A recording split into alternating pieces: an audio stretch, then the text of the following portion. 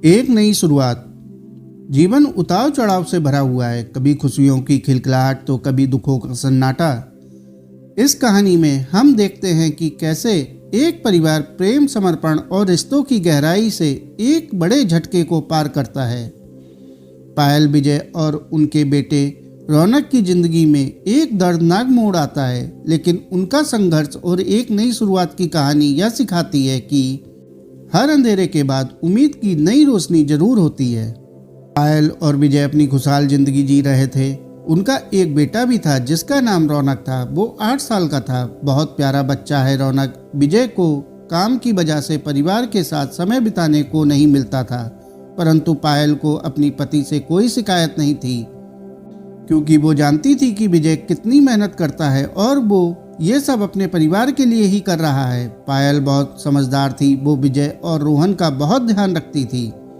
वो घर और बाहर का सब काम खुद ही संभाल लेती थी।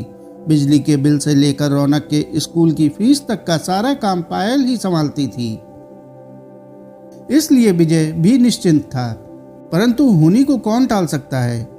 एक दिन पायल बैंक में पैसे जमा कराकर वापस लौट रही थी तो अचानक एक ट्रक से टकरा जाती है और उसका एक्सीडेंट हो जाता है। पुलिस उस ट्रक वाले को पकड़ लेती है। कुछ लोग पायल को अस्पताल ले जाते हैं, परंतु खून ज्यादा बह जाने से डॉक्टर उसे बचा नहीं पाते हैं।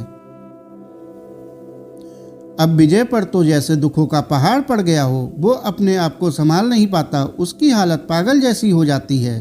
उसका दिल ये मानने को तैयार नहीं होता है कि पायल उसे छोड़कर चली गई। रौनक जब स्कूल से लौटता है तो माँ माँ कह के पुकारता है, पर अब क्या। अब माँ तो उसे छोड़कर चली गई थी। उस मासूम की आंखें माँ को ही ढूंढ रही थी, परंतु उसे माँ कहीं नजर नहीं आ रही थी। घर में इतनी भीड़ देख रौनक घबरा गया। अपने पापा को यूं रोते देख उनसे पूछता है, माँ कहाँ है? माँ को क्या हुआ? बोलो पापा, माँ कहाँ है? पर विजय के पास उस मासूम के सवालों का कोई जवाब नहीं होता। तभी रौनक की नजर आंगन में सफेद चादर में लिपटी उसकी माँ की लाश पर पड़ती है। रौनक तुरंत पायल के शरीर से लिपट जाता है और जोर जोर से रोने लगता है। माँ, माँ उठो ना, माँ उठो। अब मैं कभी शरारत नहीं करूँगा, खाना भी सही टाइम पर खाऊंगा, तुम उठो ना। रौनक की ये हालत विजय से देखी नहीं जाती और वो रौनक को अपने सीने से लगा लेता है और दोनों जोर जोर से रोने लगते हैं। शामिल हुए कुछ रिश्तेदारों में से कुछ लोगों ने दोनों बाप बेटे को सांत्वना दी और विजय को समझाया कि अब पायल के अंतिम संस्कार का समय हो गया।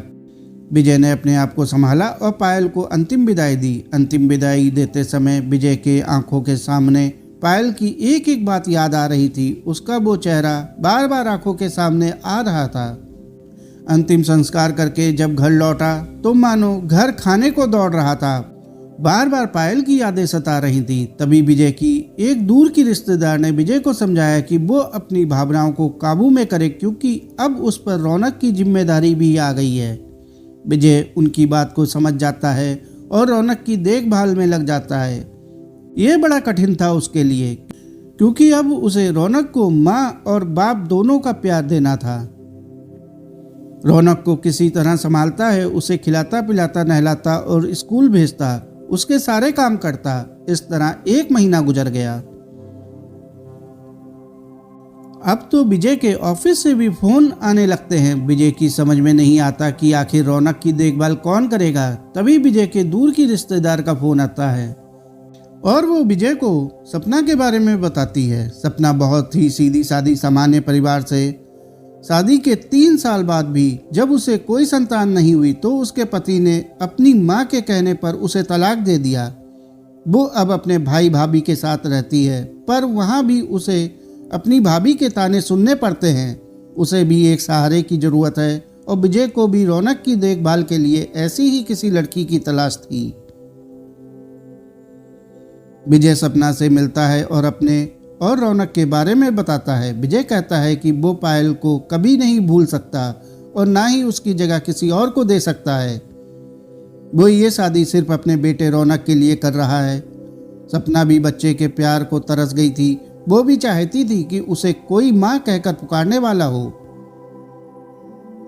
विजय सपना से शादी कर उसे अपने घर ले आता है और उसे रौनक से मिलाता है, पर रौनक सपना को देखकर खुश नहीं होता है और भी उदास हो जाता है। विजय कहता है, रौनक ये तुम्हारी माँ है। रौनक कहता है, ये मेरी माँ नहीं, आपकी पत्नी होगी। ये तो मेरी सौतेली माँ है, ये बहुत बुरी है, मुझे नहीं चाहिए ऐसी माँ। रौनक इतना कहकर गुस्सा होकर भाग जाता है। सपना रौनक की बात सुनकर बहुत दुखी होती है, उसकी आंखों में आंसू आ जाते हैं। विजय कहता है, रौनक अभी छोटा है, उसे अपनी माँ को भुलाने में वक्त लगेगा। मैं बस इतना चाहता हूँ कि तुम उसकी बात का बुरा ना मानो और सब भुलाकर एक अच्छी माँ की तरह रौनक की देखभाल करोगी। सपना विजय की बात समझ गई थी। उसने तय कर लिया था कि वो रौनक के दिल में अपने लिए जगह बनाकर रहेगी। सपना ने पायल की अलमारी खोली, उसमें से पायल की डायरी मिली।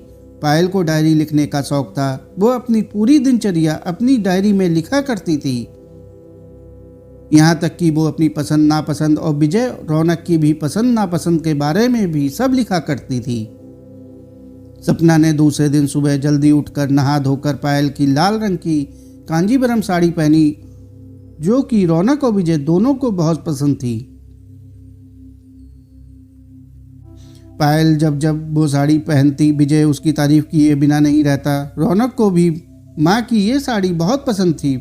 फिर उसने पायल का फेवरेट रोज की भीनी भीनी महक वाला परफ्यूम भी लगाया। उसके बाद वो किचन में जाकर जल्दी से विजय का मनपसंद गोभी के पराठे और रौनक का मनपसंद चीज़ सैंडविच नाश्ते में बनाती है।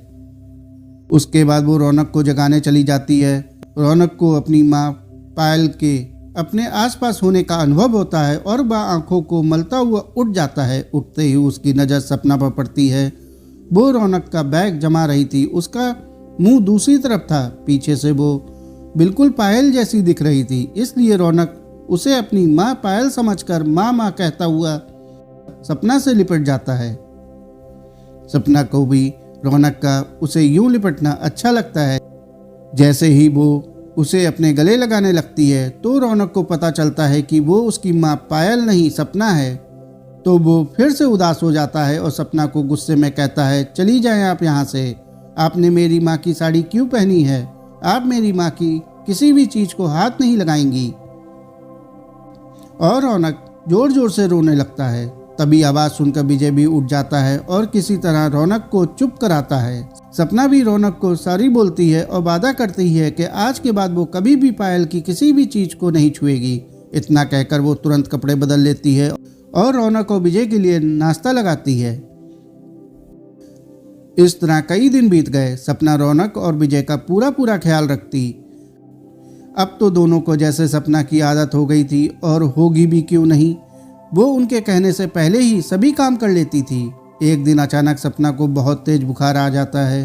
वो अपने पलंग से उठ भी नहीं पा रही थी। इधर रौनक के स्कूल जाने का वक्त भी हो गया था, पर उसका पूरा बदन बुखार से जल रहा था। फिर भी वो किसी तरह उठकर रौनक के लिए टिफिन बनाती है और विजय को देती है। टिफिन बनाते ही उसे चक्कर आ जाता है।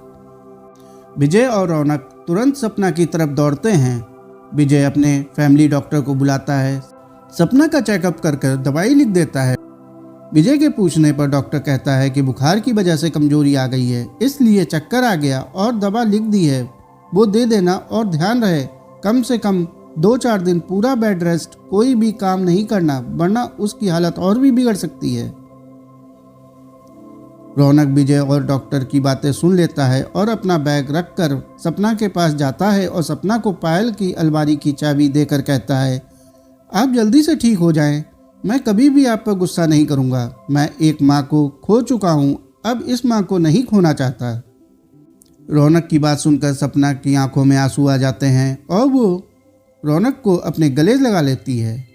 इस तरह रौनक को फिर से माँ मिल जाती है और सपना को भी रौनक के रूप में बेटा मिल जाता है। दोस्तों, यह कहानी हमें यह समझाती है कि रिश्ते सिर्फ खून से नहीं बल्कि प्यार, समझ और त्याग से बनते हैं। सपना ने अपनी ममता से रौनक और विजय के जीवन में जो खालीपन था उसे भरा। रौनक ने भी अपने दिल के दरवाजे खोले और अपनी नई माँ को अपनाया। यह कहानी यह भी दर्शाती है कि इंसान के जीवन में कितनी भी कठिनाइयाँ क्यों ना आए, सच्चा प्यार और धैर्य हर बाधा को पार कर सकता है। साथियों, आपको यह कहानी कैसी लगी कमेंट करके जरूर बताएं। कहानी अच्छी लगी हो तो कहानी को लाइक और चैनल को सब्सक्राइब कर लें। धन्यवाद।